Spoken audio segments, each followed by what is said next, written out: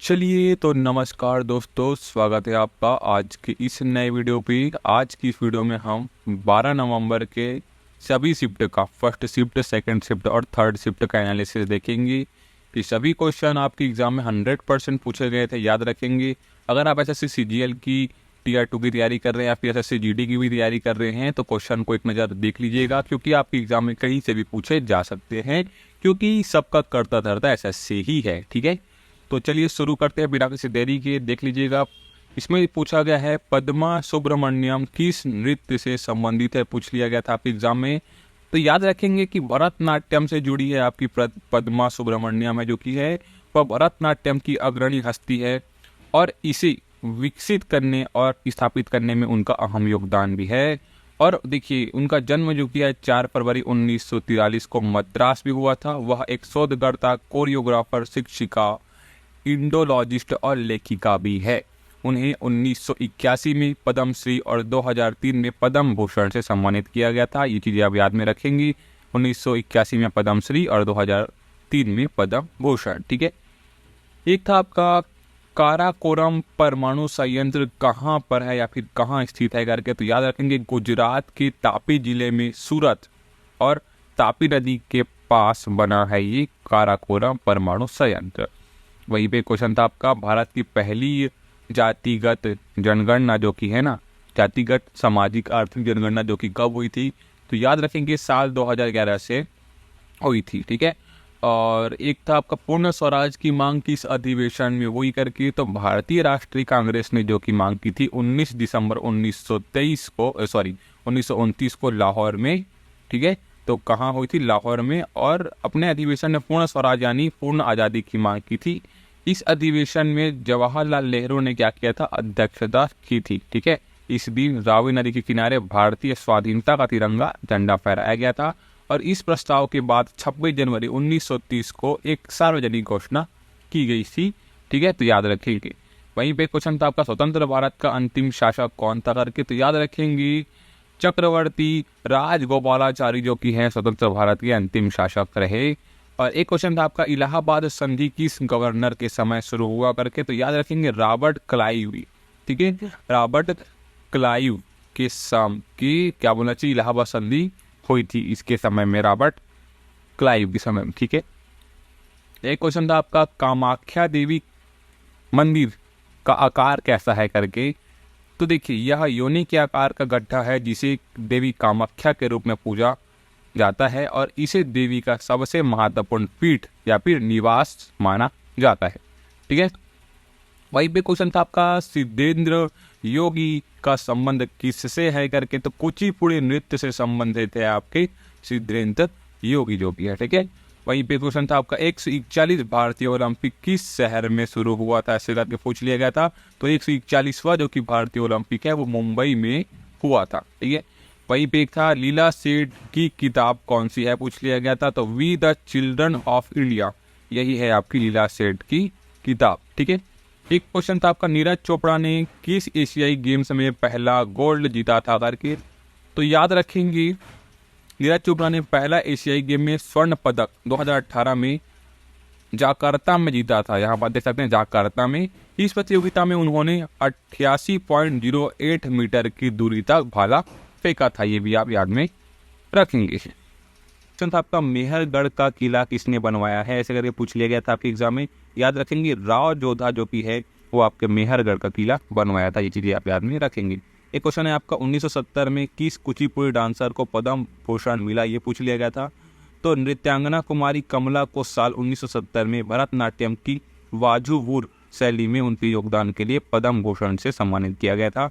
वाजुवूर तमिलनाडु का एक गांव है जहां इस नृत्य शैली है ना गुरु मांडान लोंगूर, ठीक है, मीनाक्षी सुंदरम पिल्लई ने विकसित किया था। वाजुवूर शैली की खासियतें है कि सुंदर चाने, जटिल फुटवर्क और अभिव्यंजक अभिनय। तो ये चीज़ें आप ध्यान में रखेंगे क्योंकि आपके एग्जाम में पूछ लिए जाते हैं। ठीक है, वही पे क्वेश्चन था आपका किस वर्ष जनगणना में नकारात्मक वृद्धि हुई थी करके पूछ लिया गया था। तो याद रखेंगे कि 1911 से 1921 के दशक में दर्ज की गई थी। इस दौरान जनसंख्या में -0.31% की गिरावट हुई थी। साल 1921 को जनसंख्या की विभाजन का साल कहा जाता है, याद रखेंगे। ये चीज़ें बहुत इंपॉर्टेंट है। ये डिजिट भी याद रखेंगे कि -0.31 जो भी है नकारात्मक वृद्धि हुई थी साल 1911 से 1921 के में, ठीक है। वहीं पे क्वेश्चन था आपका 86वीं संविधान संशोधन किस वर्ष हुआ था, पूछ लिया गया था। बहुत बार पूछा जाता है ये क्वेश्चन, तो याद रखेंगे कि 2002 में हुआ था और यह संशोधन 12 दिसंबर 2002 को लागू हुआ था। इस संशोधन के जरिए संविधान में कई बदलाव किए गए थे, जैसे कि संविधान के अनुच्छेद 21 के बाद अनुच्छेद 21A जोड़ा गया, जिसमें 6 से 14 साल के बच्चों के लिए मुफ्त एवं अनिवार्य शिक्षा की बात कही गई थी। वहीं पे अनुच्छेद 45 के स्थान पर एक नया अनुच्छेद जोड़ दिया गया, जिसे इस अनुच्छेद के मुताबिक क्या है कि 6 साल से कम उम्र के बच्चों के लिए प्रारंभिक बाल्यावस्था देखभाल और शिक्षा का प्रावधान किया जाएगा। वहीं पे 51A में खंड जे के बाद खंड के जोड़ दिया गया। इस खंड के मुताबिक माता पिता या अभिभावकों को अपने बच्चों या प्रतिपालक को शिक्षा के अवसर देने होंगे। तो ये चीज़ें जुड़ी गई है। मान के चलोगे तो ये पूरा शिक्षा से संबंधित संशोधन था, जो कि था आपका 86वें नंबर का संशोधन। वहीं पे इस संशोधन के जरिए भारत के संविधान में 11वां मौलिक कर्तव्य भी जोड़ा गया था। ये चीज़ें आप याद में रखेंगे। एक था आपका बिरजू महाराज किस नृत्य से संबंधित है करके पूछ लिया गया था, तो याद रखेंगे कथक से संबंधित है आपके बिरजू महाराज। ये क्वेश्चन बहुत रिपीटेड है, मैंने आपको बहुत बार करा चुका है ये क्वेश्चन को। याद रखेंगे वे जो कि कथक नृत्य के लखनऊ के कालका बिंदा दिन घराने के अग्रणी नर्तक थे। बिरजू महाराज को कथक सम्राट के नाम से भी जाना जाता है, ये भी चीज़ें मैंने आपको पहले बता दी है।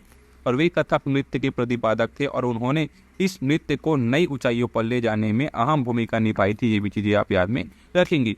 तो वो जो बिरजू महाराज है वो कथक नृत्य से जुड़े हैं, याद रखेंगे। और उसको कथक सम्राट के नाम से जाना जाता है, ये भी आप याद में रखेंगे। उनका जो पूरा जीवन शैली है वो कथक नृत्य से संबंधित निकला है, ये भी चीज़ें आप याद में रखेंगे, ठीक है। किनका? बिरजू महाराज का। वहीं पे पंडित बिरजू महाराज जो कि है उनका जन्म जो कि है 4 फरवरी 1938 और निधन जो कि 17 जनवरी 2022 को है, याद रखेंगे। नृत्य शैली जो कि कथक है, घराना जो कि है लखनऊ कालिका बिंदा दिन घराना है और उनका जो योग्यता है वो संगीतकार है, गायक है और कवि है। और सम्मान 1986 में पद्म विभूषण से सम्मानित किया गया था, ये चीज़ें आप याद में रखेंगे। वहीं पे क्वेश्चन था आपका पेशा अधिनियम किस राज्य ने शुरू किया था करके पूछ लिया गया था, तो याद रखेंगे पेशा अधिनियम जो कि आंध्र प्रदेश राज्य ने शुरू किया था। और पेशा अधिनियम मतलब इसका है कि अनुसूचित क्षेत्रों का विस्तार, ठीक है। इस अधिनियम के जरिए 1996 का प्रावधान 5वीं अनुसूची जो भी है क्षेत्रों पर लागू होता है। पेशा अधिनियम के बारे में कुछ ऐसी जानकारी देख सकते हैं यहाँ पर कि पेशा अधिनियम के तहत आदिवासी क्षेत्र में रहने वाले लोगों के लिए प्राकृतिक संसाधन पर उनके अधिकारों को कानूनी मान्यता दी जाएगी। और वहीं पे पेशा अधिनियम के तहत ग्रामों सभाओं को यह अधिकार मिलता है कि वे यह तय कर सके कि किसी इलाके में खनन हो सकता है या किसी इलाके में खनन नहीं हो सकता। तो ये चीज़ें हैं। और मध्य प्रदेश में पेशा अधिनियम 15 नवंबर 2022 से लागू हुआ। यह प्रदेश के 20 जिलों के 89 विकास खंडों की 52,054 पंचायतों की 11,757 गाँवों में लागू हुआ था, याद में रखेंगे। ये गांव आप यहाँ पर देख सकते हैं, हिमाचल प्रदेश राजस्थान जो कि यहाँ के गाँवों में लागू हुआ था कि हिमाचल प्रदेश है, राजस्थान है, तेलंगाना है, गुजरात है, छत्तीसगढ़ है और महाराष्ट्र ने भी अपने पेशा नियम प्रकाशित किए थे, याद में रखेंगे, ठीक है।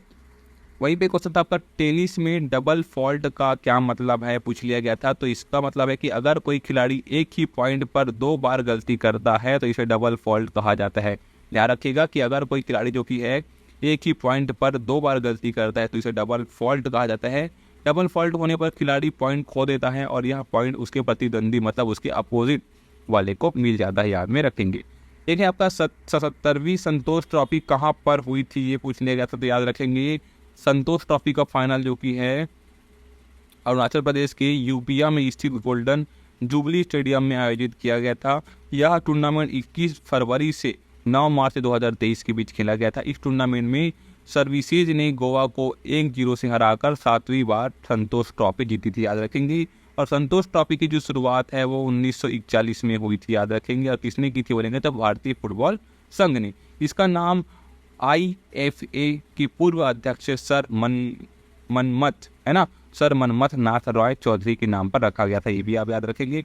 वहीं पे साल 2018 तक यह एक व्यक्तिगत प्रतियोगिता थी, लेकिन साल 2021 के बाद इसे विभिन्न आयु समूहों की क्षेत्रीय टीमों के लिए राष्ट्रीय फुटबॉल चैंपियनशिप के पुरुषों के वरिष्ठ स्तर के रूप में आयोजित किया था। इसमें और ध्यान रखने वाली बात यह है कि पश्चिम बंगाल 32 खिताबों के साथ इस टूर्नामेंट में सबसे सफल टीम है, याद में रखेंगी।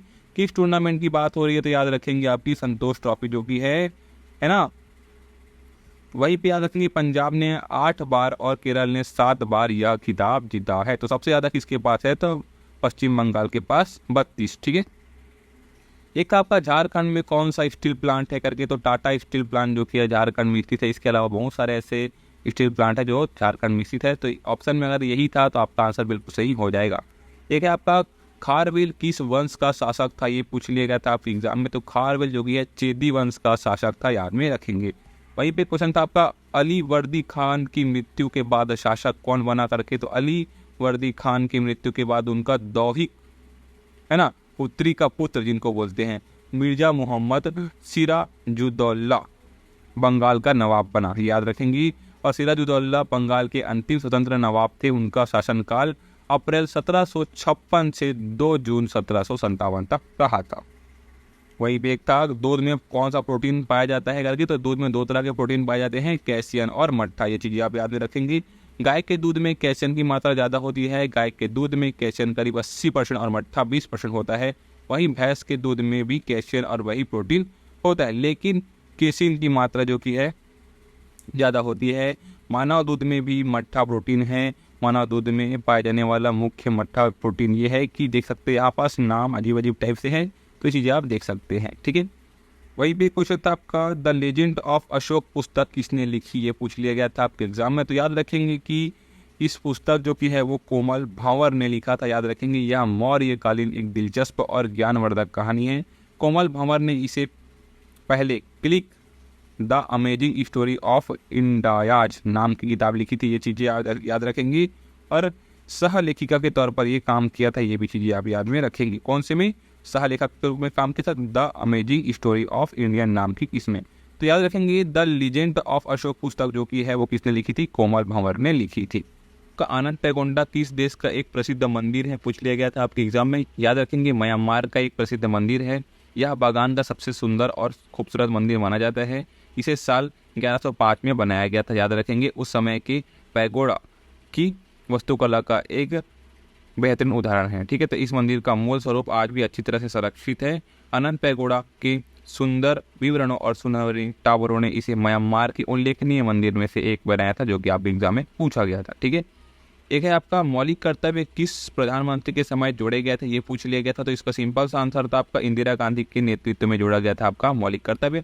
और इंदिरा गांधी के नेतृत्व में गठित स्वर्ण सिंह समिति की सिफारिशों के आधार पर 1976 में 42वें संविधान संशोधन के जरिए संविधान में मौलिक कर्तव्यों को जोड़ा गया था। यह वही समय था जब देश में आपातकाल की घोषणा हुई थी। इस समिति का गठन जो कि आंतरिक आपातकाल के दौरान, जो कि मैंने बताया आपको 1975 से 1977 के दौरान किया गया था। और इस समिति ने 8 मौलिक कर्तव्यों की सिफारिश की थी, लेकिन सरकार ने इसमें 10 और कर्तव्य जोड़ दिए थे, तो याद में रखेंगे।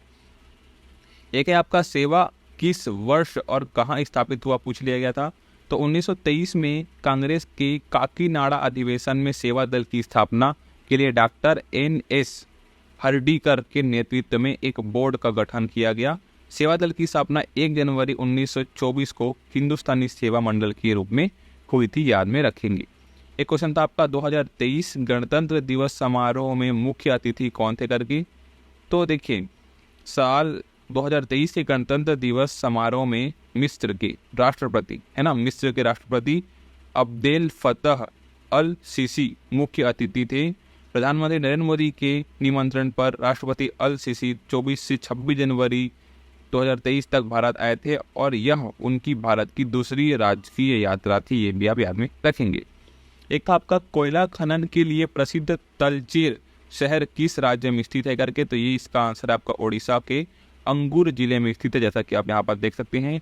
यह शहर ब्राह्मणी, ठीक है, ब्राह्मणी घाटी में है। तालचेर जो कि है कोयला क्षेत्र भारत के प्रमुख कोयला उत्पादक केंद्रों में से एक है। यहाँ कई बड़े कोयला खनन कार्यों का संचालन होता है, ठीक है। एक है आपका अनुच्छेद 171 का संबंध किससे है या फिर है, पूछ लिया गया था। तो भारतीय संविधान के अनुच्छेद 171 का संबंध विधान परिषदों से है। ये क्वेश्चन आपके पिछले बार पूछ लिया गया था। तो इस अनुच्छेद के मुताबिक किसी राज्य की विधान परिषद में सदस्यों की संख्या उस राज्य की विधानसभा के सदस्यों की कुल संख्या का 1/3 से ज़्यादा नहीं हो सकती। और हालांकि विधान परिषद में सदस्यों की संख्या 40 से कम नहीं हो सकती, ये चीज़ें आप में, ठीक है, ये ध्यान रखेंगे। और विधान परिषद के सदस्यों का कार्यकाल 6 साल का होता है। हर 2 साल में 1/3 सदस्य सेवानिवृत्त हो जाते हैं। ये भी चीज़ें आप याद में रखेंगे। एक है आपका डबल पेनल्टी स्ट्रोक का संबंध किस खेल से है, पूछ लिया गया था। तो ये है आपका गोल्फ, जो खेल है ना गोल्फ, उसमें दिया जाने वाला एक दंड है।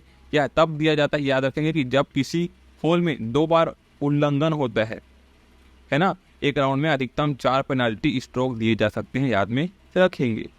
वहीं पे क्वेश्चन आपका DY पाटिल स्टेडियम कहाँ है करके, तो याद रखेंगे कि DY जो पाटिल स्टेडियम है वो आपके कहाँ है, नवी मुंबई में, यानी कहाँ है, महाराष्ट्र में, याद में रखेंगे, है ना। 2021 में रामनाथ कोविंद ने किस खिलाड़ी को सम्मानित किया था, ये पूछ लिया गया था। तो याद रखेंगे कि नई दिल्ली में शनिवार को राष्ट्रपति भवन में राष्ट्रीय खेल रत्न पुरस्कार 2021 दिए गए थे। टोक्यो ओलंपिक में गोल्ड जीतकर इतिहास रचने वाले नीरज चोपड़ा को मेजर ध्यानचंद खेल रत्न अवार्ड से सम्मानित किया था, याद रखेंगे। और राष्ट्रपति रामनाथ कोविंद ने नीरज चोपड़ा समेत 12 खिलाड़ियों को मेजर ध्यानचंद खेल अवार्ड से दिया था। ये भी चीज़ें आप याद में रखेंगे। एक है आपका इंडिया ओलंपिक एसोसिएशन की 2023 बैठक किस शहर में हुई थी करके, तो ये आप याद रखेंगे कहाँ हुई थी, मुंबई में हुई थी, याद में रखेंगे। एक क्वेश्चन है आपका क्लोरीन, फ्लोरीन, हीलियम में से सबसे अधिक प्रतिक्रियाशील कौन है करके, तो याद रखेंगे इसमें सबसे ज़्यादा फ्लोरीन जो कि है सबसे ज़्यादा प्रतिक्रियाशील है इन तीनों में से, ठीक है।